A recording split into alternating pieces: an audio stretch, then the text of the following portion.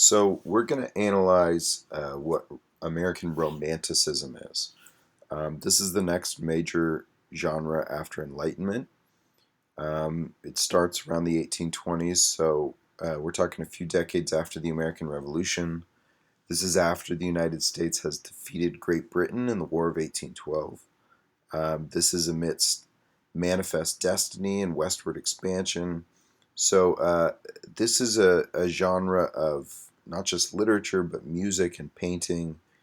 Here you can see a painting by a guy named Albert Bierstadt in the 1860s. And it's really a movement about kind of the United States searching for an identity and not just relying on reason and logic to find that identity. So before we actually get into what Romanticism is, we have to discuss what a text is. You probably know of a text as like just something that you have to read in English class, but a text is more than that. A text really depends on the person who's reading it. So what we consider a text is any object which can be read. So by that definition, a story is a text, but also a song can be a text, a movie can be a text, a painting can be a text. So for every text, there's a couple of layers in which we can read it. So if a text is anything that can be read, there are different ways you can read it. For instance, here's the Declaration of Independence. The first way that we read it is its content. So like, what does the document say? This is the literal words that's on the page, and it's kind of the basic gist of the text. Then we have what's the composition. So this is the second way we read it. So this is more how does the document say it? What kind of language does it use? What's the format that it uses to convey its message? And then lastly, what's the context? So this is the third way that we can read a text. This is like who wrote the text, why did they write it, when did they write it, what idea were they trying to get across? So with any text, there are really three ways that we can read it. First content, then composition, then context. So here's a poem by Phyllis Wheatley that we've already read. And first of all, the content, that's just kind of what it says. So 'twas mercy brought me from my pagan land, taught my benighted soul to understand. It's literally the language that's being written. So it's something about a narrator who is being brought to the United States and supposedly being taught Christianity. But the composition, this is how the document says it. So we talked about this is a classical poem. It's written in iambic pentameter. It uses allusions to Christianity. So this is how the message is actually given. And then there's the context. So we could actually study the author, Phyllis Wheatley, and learn she was a slave. She was writing in an attempt to kind of convince people of the right of slaves to be free. So that's the context of it. So again, we have three different ways that we can read a text. So with that said, here's actually another text. So before giving you any kind of background information, you could look at this and observe the content. So what's going on here? You might notice that there's a house. There seems to be a family in the house. There's a guy walking up to the house with a fishing pole that he just caught some fish. In the background, we see this kind of tall mountain. So that's the content. The composition is like the colors that are being used. How small are the people in relation to the landscape? Is it a clear day? Is it a dark and stormy day? Is it pretty? So this is the composition, and it kind of helps inform our attitude about the text. And then lastly, we have the context. So when was it written? Or excuse me, when was it painted? Who was it painted by? And this is all information that we kind of have to go and find ourselves. We can't just get it from looking at the text. We have to do some background research. So if we did some background research, we'd know that this was painted by a guy named Thomas Cole. The name of the painting is Home in the Woods. It's painted in 1847, right in the midst of the American Romantic movement. In class, we did a little bit of work trying to break this down and analyze it, so we won't spend too much time on it here. Here's another example of a text by Thomas Cole that we could read in 3 layers. The content, there's like a giant goblet that seems to be dwarfing the landscape. If we look really closely, we can even see some people that are like floating around in the goblet. The composition is, again, the colors being used, how big the goblet is in relation to the rest of it. It looks like the landscape's really pretty in the background. That would be the composition. And then the context is, again, Thomas Cole, Titan's Goblet, 1833. And one more. This is another painting by Thomas Cole. If we wanted to study the actual content or read this for content, we would see that there's like a traveler in the foreground. He's observing this beautiful landscape. There's lakes to his right. To the left, there's like a bluff. Dead ahead, there seems to be some kind of a big house. It seems to get lighter as you look forward. The actual composition of it, that would be the colors being used, the positioning of the lakes versus the bluff, where the actual guy in the foreground actually is. He looks pretty small, as though he's being dwarfed by the landscape. This all kind of informs our message of this painting. And then lastly, we have context. So it's Thomas Cole. The name of the painting is pretty descriptive. It's a view of the 2 lakes and mountain house in the Catskill Mountains, morning, 1844. So this is a painting of the Catskill Mountains in New York, but it's a little bit idealized, right? So all of these are good example texts of Romanticism. Romanticism is, in some ways, it's kind of like a rebellion against what the Enlightenment was all about. So the Enlightenment is all about like testing ideas out on the world, using logic and reason to discover things about the world. Romanticism says, well, why is it that people seem to be much more driven by emotion than logic? Why are there things that can't be explained? Why do people feel so passionately about certain things? So Romanticism was really an embrace of emotion instead of logic. So here you've got a classic romantic painting. It's a German painting by a guy named Caspar David Friedrich. And it's this like traveler who's observing this really kind of mysterious, windy, beautiful landscape and kind of pondering what it all means. It's meant to evoke a really strong feeling in you rather than evoke like a desire to understand it logically. It makes you want to understand it emotionally. In a lot of ways, this is like a pendulum shift away from the Enlightenment. So Romanticism is all about emotion, imagination, mystery, embracing disorder. Nature is a really great inspiration for the Romantics, and we'll see why in just a little sec. Here's another classic Romantic painting. Again, Romanticism isn't just an American genre, just like Enlightenment is not an American genre. The United States kind of picked up artistic movements usually like a decade or two later throughout most of the 19th century. So Romanticism in Europe really grew out of a few historical events. This is a really famous painting by Eugene Delacroix. It's Liberty Leading the People, and it's really about some of the revolutions that took place in Europe, democratic revolutions that took place during Europe. So here's some of the historical influence. We have the French and the American Revolutions. So these are like these passionate, kind of violent revolutions against the established orders. You have the triumph of democracy. These revolutions were successful. And then you had people like, everyone from Abraham Lincoln or even Ben Franklin who were celebrated as having common origins. So they aren't aristocrats. They start from the bottom and they like work their way to the top. That can be read in an Enlightenment way or it can be read in a romantic way. as in these people like had a dream and worked toward that dream.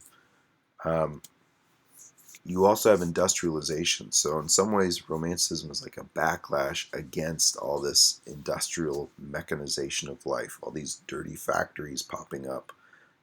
There was this desire to find beauty elsewhere, especially in nature or in like the past. And then you also have westward expansion and discovery. So especially in places like the United States, or also actually in Russia, as the country's expanding and encountering more and more nature, it seems like nature is just limitless. Like the possibilities are totally limitless, and you could do whatever you wanted for the country as long as you just went out and used nature. So these are just some of the historical influences for Romanticism. We can also use actually music as a good example for this. So Enlightenment music is really orderly and symmetric, and Joseph Haydn, who's an Austrian composer, is a pretty good example of this kind of music. So I'm going to play you some now.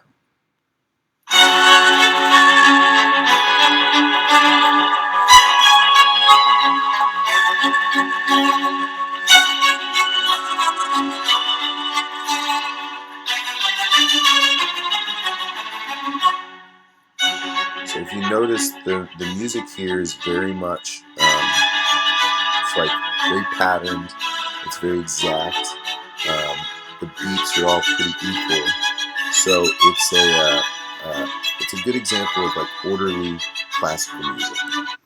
Now we have Tchaikovsky, who is a Russian composer, very much a romantic composer, and this sounds a little bit different. This is called the War of 1812 Overture.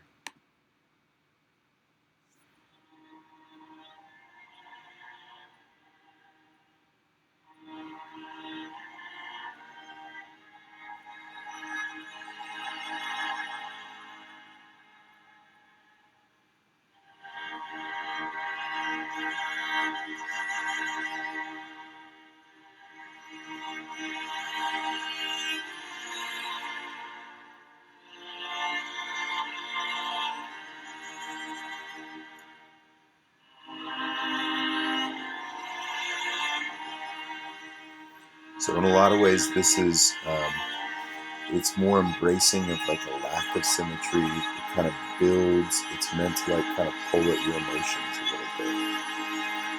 little bit. So you could actually, if you want, go back and listen to those on YouTube.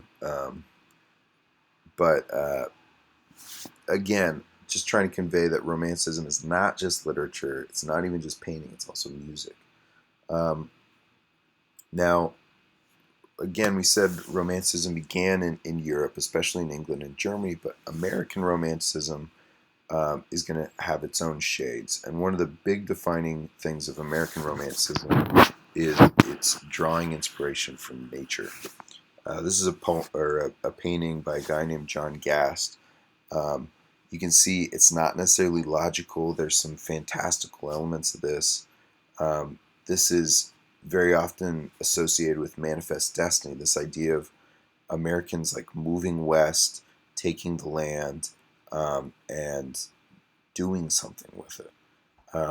It's a very emotional kind of a painting. It doesn't necessarily have a logical meaning behind it as much as an emotional meaning behind it. Here you've got this woman featured pretty centrally as kind of the embodiment of the American spirit. Moving west. So those paintings earlier that you saw were by a guy named Thomas Cole, and he's seen as kind of the leader of one of the American schools of Romantic painting. He was an English immigrant who came to the U.S., and he lived in a lot of like flat kind of industrial places like Ohio, Pittsburgh, and Philadelphia, and New York. And then eventually he moved upstate to New York, and it was here that he really found inspiration as a painter. And he found inspiration in nature, basically. And he founded something called the Hudson River School. The Hudson River runs through upstate New York. And this school of painting, this kind of like style of painting, and that Thomas Cole painted in, and a lot of his students painted in, was really idealizing the landscape and drawing inspiration from the landscape. It's meant to evoke wonder, inspiration, and imagination. So here's a painting by one of his students, Asher Brown Durand. You may have seen this before. It's called Kindred Spirits, and it's about kind of two guys walking around in nature, just being awed by it. So let's look more specifically at some of the characteristics of Romanticism. It's usually got fantastical adventures and stories. It's all about like going out and exploring and learning and finding emotional resonance. A lot of the poetry that's used doesn't have form. It's not like iambic pentameter. It's very much free verse, and lots of symbols and different interpretations of meaning. It's kind of up to you to make meaning. Reality is subjective, so like the world is not objective. It's defined by your emotion. And emotion is really the kind of primary force that drives you to explore the world. So it's listening to emotion, not logic. And you've also got a good way to remember this is the 5 eyes, which are supposed to kind of lead people from a romantic perspective, and their imagination, intuition, individuality, inspiration, and idealism.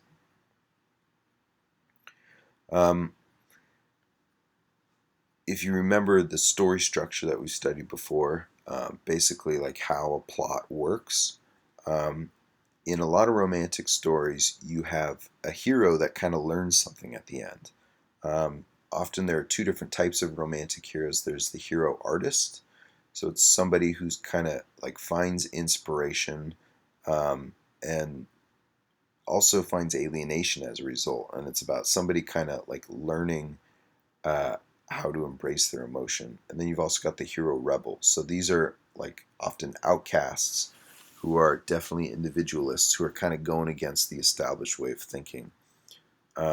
So hero artists are usually about people kind of like coming to an internal epiphany, somebody learning about themselves.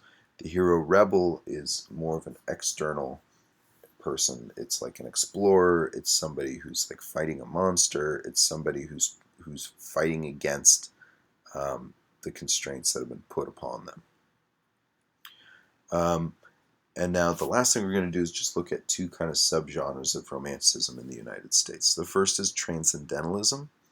Some of the prominent writers in this were Ralph Waldo Emerson and Henry David Thoreau. And transcendentalism is really focused on using nature to connect with something else, to kind of like go beyond yourself and connect with a bigger picture. It's like in the name, it's trying to transcend what is like what you can really feel and touch and connect with something else. So some of the key themes is transcendentalists believed in something called the oversoul. It's this like underlying spirit that kind of connects everything. It connects man to plants. It connects nature to animals to people. And the only way you can really get to this oversoul is by following your emotion and your 5 eyes: imagination, intuition, individuality, inspiration, and I'm forgetting one. I can't remember what it is. But you can go back and look at what it is. A good way to think of the oversoul is almost like the Force in Star Wars. It's like connecting to this kind of deeper meaning. And you use nature to actually do this. So transcendentalists believed that the human spirit is like a part of nature and reflected in nature, and you can kind of like learn about yourself by going out into nature. Transcendentalist thinking is going to be a huge inspiration in the first environmental movements.